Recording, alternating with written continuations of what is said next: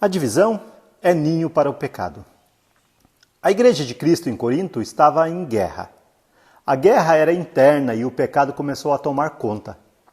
Eles eram partidaristas, formando grupos em favor de um, em detrimento de outros. Os candidatos eram Paulo, Apolo, Cefas e até Cristo.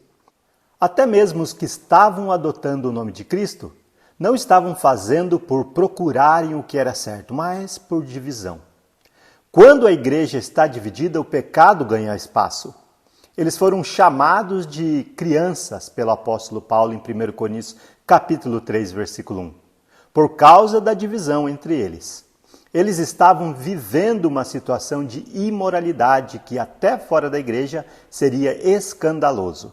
Por isso Paulo escreveu para a igreja: ouve-se por aí que entre vocês existe imoralidade tal como não existe nem mesmo entre os gentios.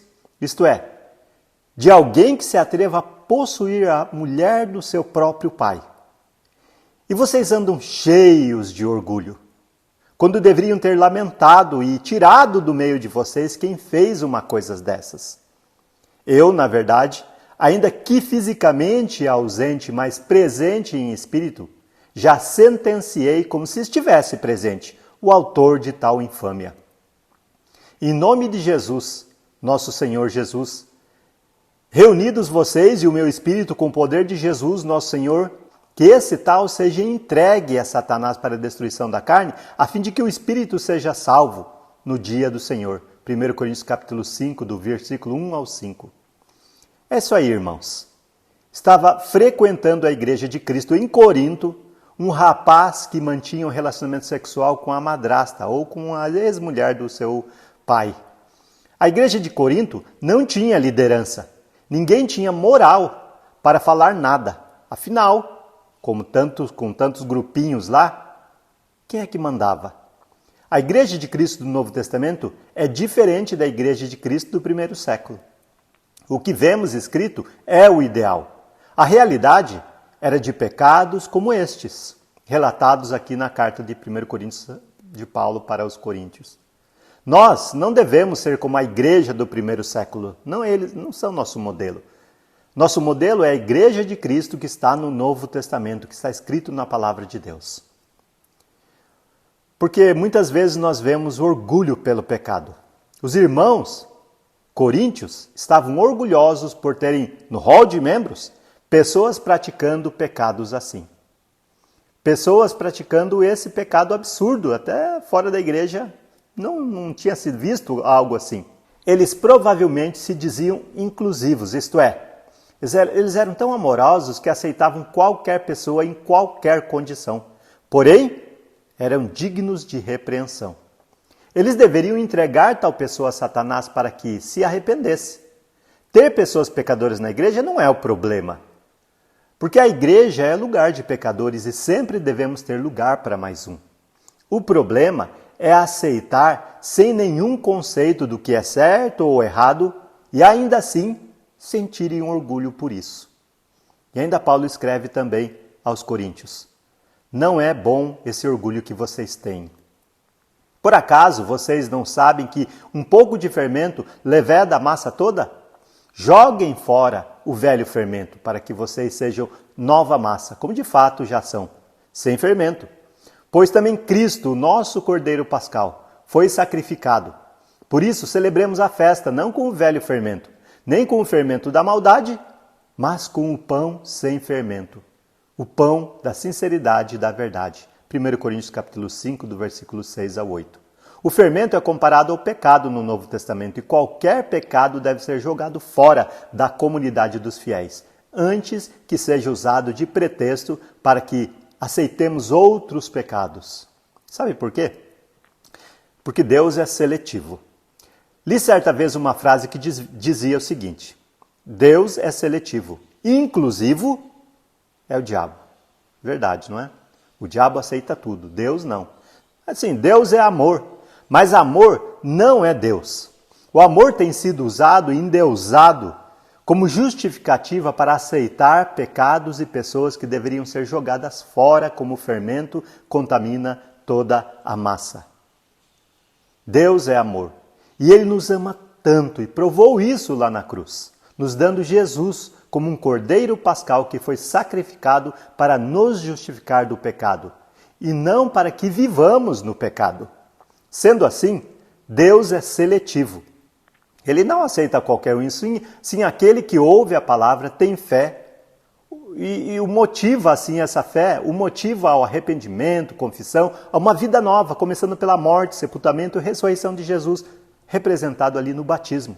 E fidelidade até o fim na luta contra o pecado. Quanto ao pecado e os pecadores, Paulo, inspirado pelo Espírito Santo, ensina. Na outra carta, já escrevi a vocês que não se associem com os impuros. Refiro-me, com isto, não propriamente aos impuros deste mundo, aos avarentos, ladrões, idólatras, pois neste caso vocês teriam que sair do mundo. Mas agora escrevo a vocês que não se associem com alguém que, dizendo-se irmão, for devasso, avarento, idólatra, maldizente, bêbado ou ladrão. Nem mesmo comam com alguém assim. Pois com que direito haveria eu de julgar os de fora? Mas será que vocês não devem julgar os de dentro? Os de fora, esses Deus julgará. Expulsem o malfeitor do meio de vocês. 1 Coríntios capítulo 5, do versículo 9 até o versículo 13. Irmãos são aqueles que obedecem ao padrão, e o padrão é Cristo. O padrão é morrer para o pecado e viver para a justiça. A igreja que quer satisfazer as demandas do mundo e ser inclusiva quanto ao pecado e ao pecador está condenada. Pessoas que sabem da necessidade de arrependimento e continuam frequentando tais denominações são cúmplices das obras infrutíferas das trevas. E o que aprendemos com isso? Aprendemos que nós não devemos ser mais como crianças, orgulhosos de que nem sequer deviam nomear-se em nosso meio, pecados que deveriam ficar fora. Devemos evitar divisão, a imoralidade, as demandas pessoais contra os irmãos, as impurezas sexuais, a idolatria, a ignorância. O pecado nunca jamais deve trazer orgulho, mas arrependimento enquanto temos tempo. Não devemos deixar para nos arrepender diante do trono de Deus. Porque vamos, enquanto estamos vivos, vamos amadurecer espiritualmente, nos arrepender e confessar Jesus como nosso Senhor. De fato, a igreja deve estar preparada para incluir entre os membros os diversos pecadores, mas que se arrependam constantemente e não se orgulhem do passado. Pelo contrário, a igreja de Cristo deve ser um lugar para pais fortes, altos, gordos, mas que tenham ouvido a palavra, recebido a fé, arrependimento dos pecados, confessando Jesus como Senhor, ter nascido de novo através do batismo e lutando pela fé no Evangelho contra o pecado.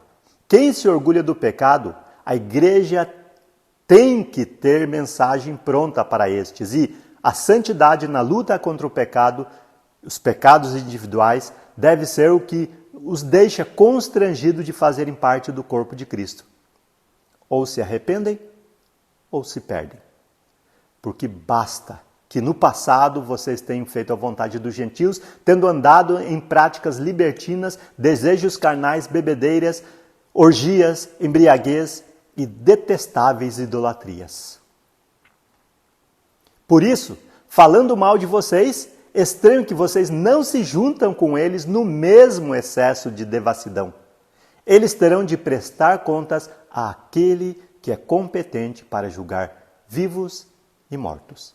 1 Pedro capítulo 4, versículo 3 até o versículo 5. Que Deus nos abençoe na luta contra o pecado.